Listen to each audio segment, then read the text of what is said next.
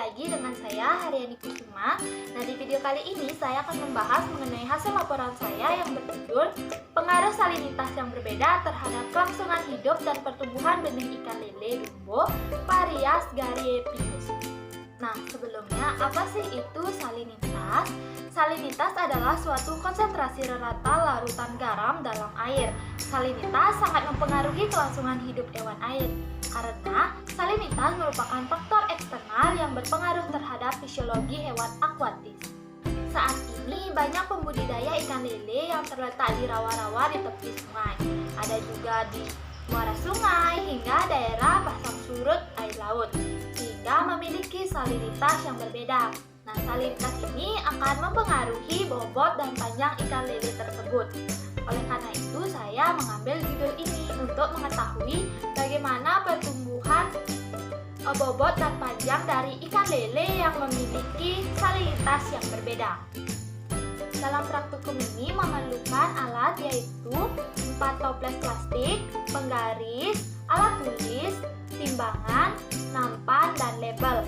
Kemudian untuk bahannya ada air, garam krosok, bibit ikan lele sebanyak 8 ekor, dan pelet sebagai pakannya.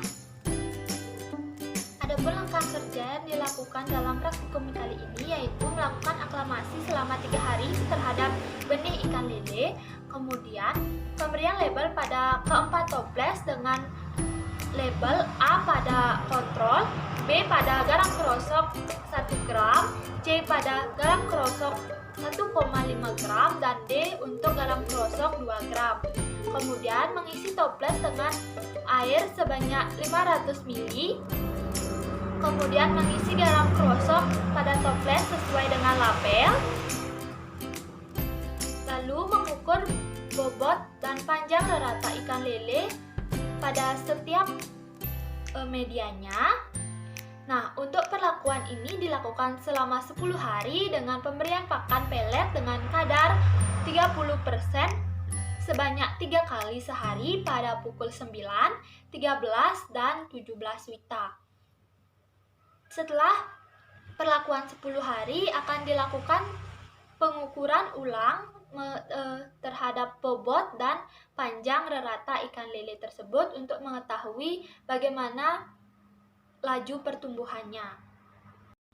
Dalam praktikum ini ada 3 hal yang akan dihitung, yaitu kelangsungan hidup atau survival rate,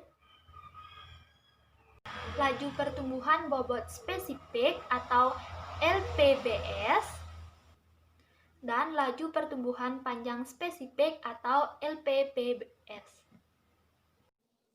Kemudian untuk hasil dan pembahasan diperoleh sebagai berikut. Untuk tingkat kelangsungan hidup ikan lele semuanya mencapai tingkat 100%. Untuk hasil pengukuran bobot dan panjang ikan lele dapat dilihat pada pengukuran awal dan pengukuran akhir terdapat peningkatan, sehingga diperoleh laju pertumbuhan bobot dan panjang spesifik, yaitu untuk laju pertumbuhan bobot spesifik untuk kontrol terdapat peningkatan sebanyak 16%, sedangkan untuk perlakuan pada salinitas semuanya merata pada 3%. Kemudian untuk laju pertumbuhan panjang spesifik pada kontrol terdapat peningkatan panjang sebanyak 35%, pada kode B 56%, kode C 80%, dan kode D 52%. Dari hasil yang diperoleh, kemudian dapat dibuat grafik tingkat kelangsungan hidup ikan lele sebagai berikut. Kemudian dapat dilihat juga grafik laju pertumbuhan bobot dan panjang spesifik bibit ikan lele. Dari hasil yang diperoleh dari perlakuan yang telah dilakukan, yaitu tingkat kelangsungan hidup benih ikan lele mencapai 100%. Perbedaan salinitas ini tidak berpengaruh nyata terhadap tingkat kelangsungan hidup ikan lele.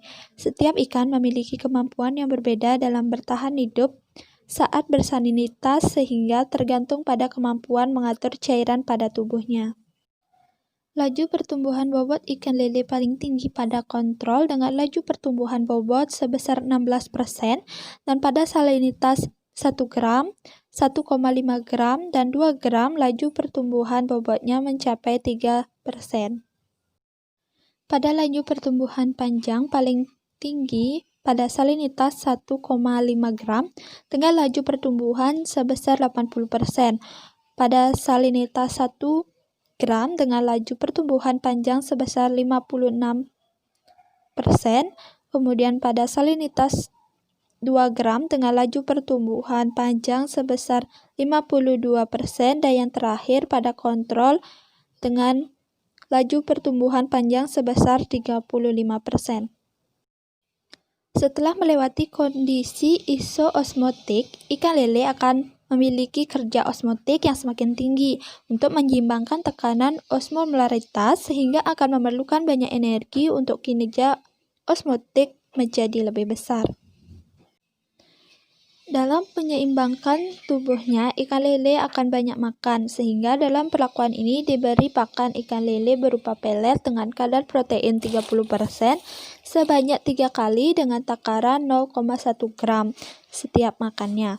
Semakin menjauh dari kondisi isoosmotik, maka akan semakin tinggi pula beban kerja osmotik untuk menyeimbangkan tekanan osmolaritasnya dan tubuh ikan, sehingga energi yang terbuang ke arah kinerja osmotik menjadi lebih besar, sehingga ikan lele akan lebih banyak makan.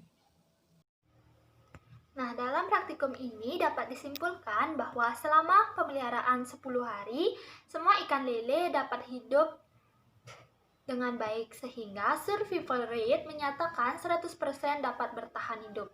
Kemudian, untuk laju pertumbuhan bobot ikan lele, dari ketiga perlakuan memiliki laju pertumbuhan yang sama sebanyak 3%. Dan untuk laju pertumbuhan panjang paling besar pada salinitas 1,5 gram dengan laju pertumbuhan panjang sebesar 80%. Nah, sekian video dari hasil praktikum saya. Semoga video ini bermanfaat bagi kalian semua dan terima kasih. Sampai jumpa.